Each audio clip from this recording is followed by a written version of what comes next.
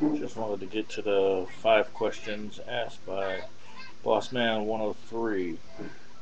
Question 1. What do you think the biggest problem with atheism is? I think the biggest problem with many atheists, certainly not all, is that many atheists think that they are mentally superior to theists, that because they've come to the conclusion that there is no God based on whatever reasons they have, it makes them somehow intellectually dominant over theists, or the thoughts that theists use no mental reservation or any type of real thought to come to their conclusion, and I think that's a big problem with many atheists, but again, certainly not all. Question 2. If you could deconvert 5 people, who would they be and why? I can't really think of anybody that I would deconvert, because I feel everybody should be free to believe whatever they want. I can only really think of one person off the top of my head that I would do just for the betterment of everyone, and that would be Fred Felt.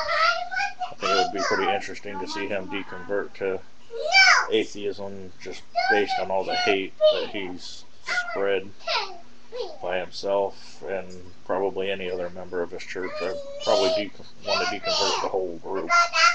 But other than that, I wouldn't want to deconvert anybody. Number 3, would you ever date someone from the other side? Absolutely. Probably not anytime soon, being that I'm married and my wife is basically on the same side that I am. But ask me again if I ever get divorced. Number 4, if you found out there was no God, or if you found out that there was a God, would it change your perspective on life? Probably not.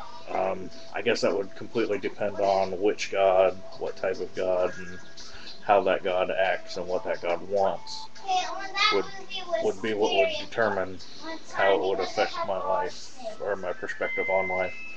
But if it were, say, the God of the Bible, or the God that everybody says the God of the Bible is, which is a whole another debate all by itself, I'd say no, it wouldn't change my perspective on life at all. I'd still be the same person that I am, except I'd have a little bit something more to believe.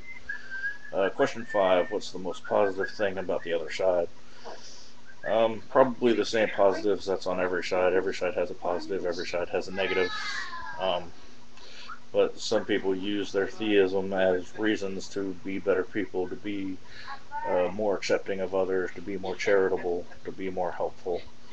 And I mean, you get that on all sides, so that's probably the most positive thing.